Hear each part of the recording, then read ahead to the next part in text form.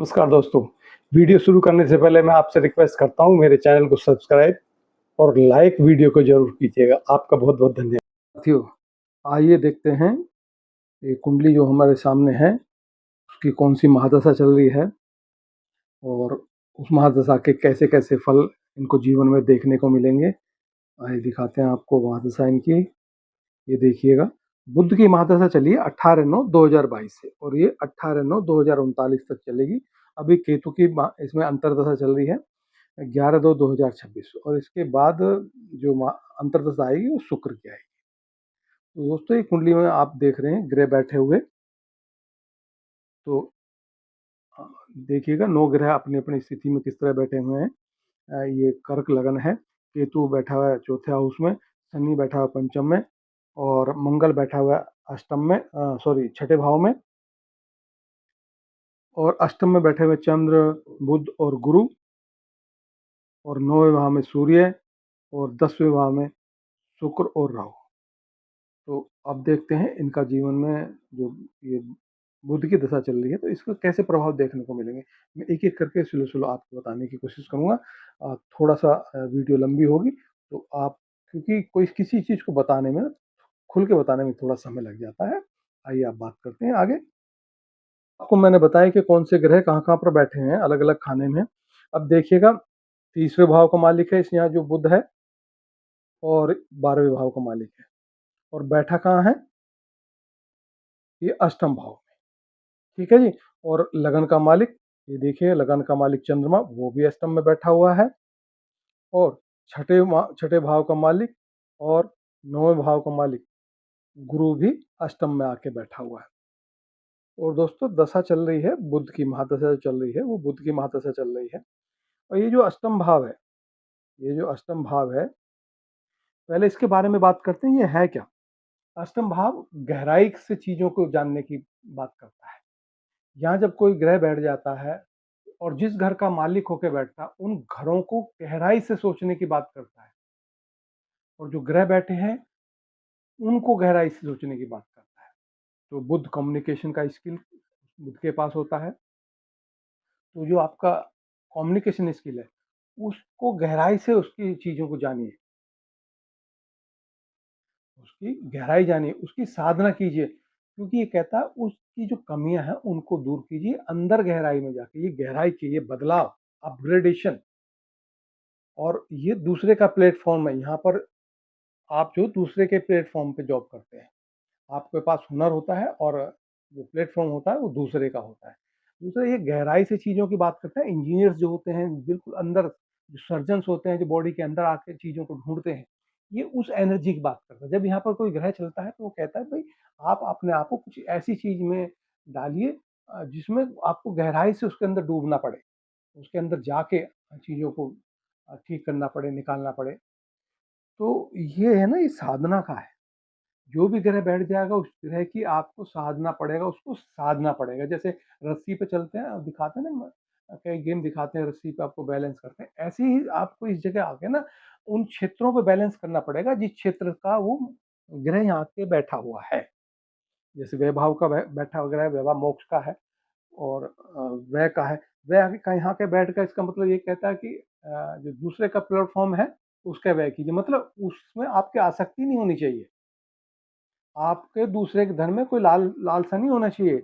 ऐसी ये बैठा है आके यहाँ पर तीसरे भाव का पराक्रम, अपने पराक्रम को साधना पड़ेगा आपको। आपको इतनी आसानी से सफलता नहीं मिलेगी। आपके पराक्रम में कोई ना कोई त्रुटि है, ये इंडिकेशन बताता है, उसको ठीक कीजिए। वो ठीक कब होगी, जब आप गहराई में जाएंगे। जब गहराई में उन चीजों के बारे में आंख बंद करके विचार करेंगे, भाई मेरे पराक्रम में, मेरी मेहनत में कहाँ पे मैं असफल हो रहा हूँ, तो क्या कमी है, उन कमियों को दूर करने की बात करता है। ये दूसरे का धन है, यहाँ दूसरे के धन की लालसा तो होनी ही नहीं चाहिए, बल्कि दूसरे के धन को बढ़ाने की आपकी चेष्टा होनी चाहिए। क्योंकि जब दूसरे का धन आप बढ़ाओगे ना, तो इसके सामने आपका धन है ये, आपका धन तभी बढ़ेगा जब दूसरे का धन बढ़ेगा। और ये देखो, भाग्य का मालिक भी यहाँ के बैठ गया है ये गुरु। तो जब भाग्य यहाँ के बैठ गया तो भाग्य को भी जागृत करने के लिए आपको साधना करनी पड़ेगी। ये भाग्य का खाना है, ये धर्म का खाना है, इसे, ये दूसरे का एक्सपीरियंस है। और ये जो 11वां जहाँ लिखा राशि 8वां खाना, ये अपना एक्सपीरियंस है। तो जब आप दूसरे के एक्सपीरियंस को अपने जीवन में धारण करोगे, तो ये जो अष्टम भाव है, इसमें जो सफलता पाने की जो गुंजाइश है वो बढ़ जाएगी। क्योंकि जब आप खुद ही अपना एक्सपीरियंस लेना चाहोगे, तो एक्सपीरियंस तो उम्र जैसे-जैसे गुजरेगी, ठोकरें खाओगे ज़माने की, धक्के खाओगे, तो उसी से तो एक्सपीरियंस होगा। क्योंकि यहाँ बुद्ध आके बैठ गया है, तो बुद्ध आपको संघर्ष कराएगा। बुद्ध आपको संघर्ष कराएगा। बुद्धि कैसे विकसित होगी? चोट लग-लग के विकसित होगी। इससे बचना है, तो आप अपने भाग्य को बलि कीजिए। और भाग्य बलि कब होगा? भाग्य बलि जब होगा, जब गुरुजन और हमारे ऋषि जिन्होंने ग्रंथ लिखे हैं, उन ग्रंथों का अध्ययन कीजिए, सत्संग कीजिए। कहते हैं ना, बिन सत्संग विवेक ना हुई। तो तब जाके ये अष्टम खाना, जो अष्टम भाव में यहाँ जो ग्रह बैठे हैं, वो तब जाके आपको उनकी एनर्जी आपकी समझ में आएगी, तब आप गहराई से उन चीज़ों को सोचोगे। क्योंकि आपने फिर दूसरे का एक्सपीरियंस भी ये दिखा रहा है। ये दूसरे का एक्सपीरियंस मतलब भाग्य यहाँ के बैठा हुआ है, लेकिन जागृत कब होगा? ठोकरें खाने के बाद। ये ये जो काम क्रोध लोभों का मालिक भी आके यहाँ बैठा है, विकारों का। रोग ऋपुरन का मालिक आके बैठा हुआ है यहाँ पर, छठे भाव का मालिक आके बैठ गया। ये देखिएगा। तो ये आपको अष्टम भाव की जो चीज़ें हैं, उनको जीवन में उतारना पड़ेगा। अष्टम भाव छुपी हुई चीज़ें, रहस्यमय चीज़ें, ज्योतिष अ, और गूढ़ विद्याएँ होती हैं, उनका भी है। उससे जब आप उन चीज़ों को समझोगे, तो आपकी ज़िंदगी की हकीकत, ये ज़िंदगी की हकीकत बताता है यहाँ पर, कि भी ज़िंदगी सच में ये है। आपको आईना दिखाने के लिए आपको यहाँ भेजा है। जब यहाँ ग्रह बैठ जाता है, तो आपको ज़िंदगी में वो चीज़ें आईना दिखाती हैं। तब ठोकरें लगती हैं, आपको ऐसा लगता है हर कोई मुझे परेशान करने के लिए उतरा हुआ है। तो दोस्तों, जब अष्टम भाव में बैठे हुए ग्रह की महादशा चल जाए, या अष्टम भाव के मालिक की महादशा चल जाए, तो आपको अपना 9वां खाना बलि करना होता है। 9वां खाना बलि क्या होता है? 9वां खाने का बलि का मतलब है कि जो गुरुजन, जो पिता, जो संत जनों ने ग्रंथ लिखे हैं या उनकी वाणी है, उनको सुनिए और समझने की कोशिश कीजिए, वो क्या कहना चाह रहे हैं। उसको अपने जीवन में धारण कीजिए, तो जो आप अपना एक्सपीरियंस ले रहे हैं ना, उसमें एक बल मिल जाएगा। क्योंकि अगर अष्टम में बैठ जाए, तो ये धर्म का खाना है, और ये जो है धर्म का व्यय है। कई बार इसमें धर्म का व्यय का मतलब है, इसमें बैठता है ग्रह, तो आदमी मेहनत करने की बजाय, अपनी त्रुटियों को सुधारने के बजाय शॉर्टकट अपनाने की कोशिश करता है। और जब शॉर्टकट अपनाएगा, तो धर्म का व्यय करेगा। और जब धर्म का व्यय करेगा, तो धर्म का खाना भी जो खाना है, उसको भाग्य का खाना बोलते हैं। अपने भाग्य का व्यय करेगा, फिर तरक्की कैसे मिलेगी? फिर सक्सेस नहीं मिलेगी उसको। वो अष्टम में ये गुप्त चीज़ों को करने, कई बार गुप्त रूप से इल्लीगल चीज़ों चीज़ों में वो आदमी लिप्त हो जाता है। अगर ऐसा नहीं है, तो ये जो है आपके जो रेक्टम एरिया है, पेट है, आते हैं, उस क्षेत्र को दिखाता है, वहाँ दिक्कतें चालू हो जाएँगी। बस जब कोई एनर्जी फँसती है, तो एनर्जी फँसते ही रोग पैदा हो जाता है शरीर।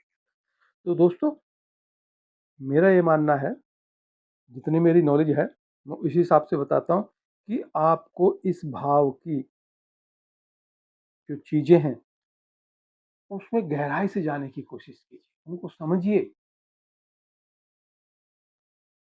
आप अपनी त्रुटियों पे काम कीजिए। हाँ, त्रुटि है बताने के लिए आया है, वो त्रुटि ठीक करने के लिए आया है, कि भई आपके पराक्रम में त्रुटि है, आपके इन्वेस्टमेंट, जो ये इन्वेस्टमेंट का खाना है, जो 3 नंबर राशि लिखी हुई है, ये पराक्रम का खाना है।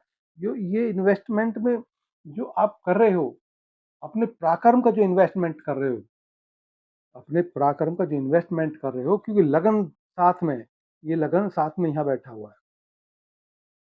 तो इससे ये पता चलता है कि जो आप अपने पराक्रम का इन्वेस्टमेंट कर रहे हो, उसमें कोई न कोई कमी है, जो सक्सेस नहीं मिल पा रही। आप उस पे ध्यान केंद्रित कीजिए, ध्यान लगाइए, योग कीजिए, अंदर झाँकिए कि भई मेरे से कहाँ चूक हो रही है।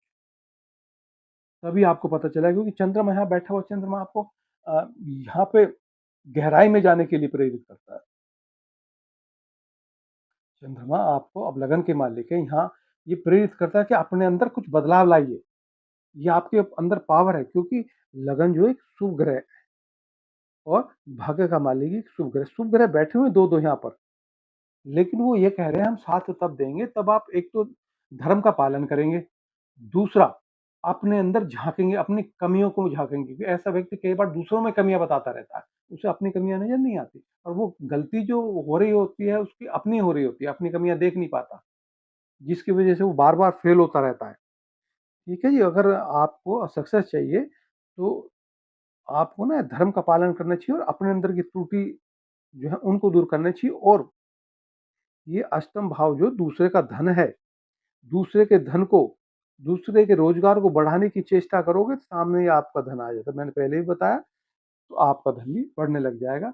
ये थोड़ा टाइम लगेगा, लेकिन अपने आप स्वभाव में परिवर्तित करेंगे, ध्यान लगाएंगे और अपनी कमियों को दूर करेंगे तो आपके पास सक्सेस आएगी। क्योंकि अष्टम खाना ही भिखारी बनाता है और अष्टम खाना ही अरबपति बनाता है। एक तरह से कह सकते हैं यहाँ आपके अरबपति बनने के चांस, करोड़पति बनने के चांस हैं, बशर्ते आप धर्म का पालन करें, दूसरे के धन की लालसा ना करें, दूसरे के प्लेटफॉर्म पे दूसरे के कारोबार को बढ़ाने की चेष्टा करें, क्योंकि आप सर्विस के लिए बने हैं। आपका कर्म का मालिक देखिए, ये मंगल यहाँ बैठा है, ये सर्विस का खाना है, छठा खाना जहाँ 9 नंबर राशि लिखी हुई है। तो आपको हमेशा सर्विस प्रोवाइड करनी है, नौकरी करनी है, लेकिन आपके अंदर एक लालसा और है, क्योंकि शनि जो ना व्यवसाय का मालिक होगा आपकी बुद्धि में बैठा हुआ यहाँ पर। तो बार बार आपको व्यापार करने की एक लालसा जागेगी, लेकिन व्यापार वो करोगे जिसमें आप सर्विस प्रोवाइड करोगे। जैसे डॉक्टर सर्विस प्रोवाइड करते हैं अपनी, टेक्निकल आदमी अपनी सर्विस प्रोवाइड करता है, सॉफ्टवेयर इंजीनियर अपनी सर्विस प्रोवाइड करता है, अब उसका कोई धन थोड़ी लगाता है वो, तो व्यापार भी करते हैं उस तरह के। तो आप इस तरह से काम कर सकते हो, तो ये खाना अच्छा हो जाएगा और आपके पास धन आने लग जाएगा, आपका कैरियर भी अच्छा होगा। दोस्तों, आपको मेडिटेशन, योग, साधना और कोई भी ऐसी एक्टिविटी जिसमें आप दुनिया से हट के गुम हो जाओ गहराई से, ऐसी ऐसी रुचि आप अंदर पैदा कीजिए, तो आपको लाभ होगा। आपका बहुत बहुत धन्यवाद। दोस्तों, किसी कुंडली को पूरी तरह से बताने में, उसकी व्याख्या करने में, उसको समझाने में बहुत समय लगता है। ये मैंने छोटी-छोटी जो वीडियो आपको बना के मैं बताता हूँ, तो ये एक शॉर्ट प्रेडिक्शन है, पूरा विश्लेषण नहीं है, क्योंकि 9 ग्रह हैं, उनको समझाने में टाइम लगता है। ये थोड़ा-सा एक इंडिकेशन दिया जाता है। तो मुझे ऐसी उम्मीद है कि आपको ये मेरा प्रेडिक्शन पसंद आएगा। आपका बहुत-बहुत धन्यवाद।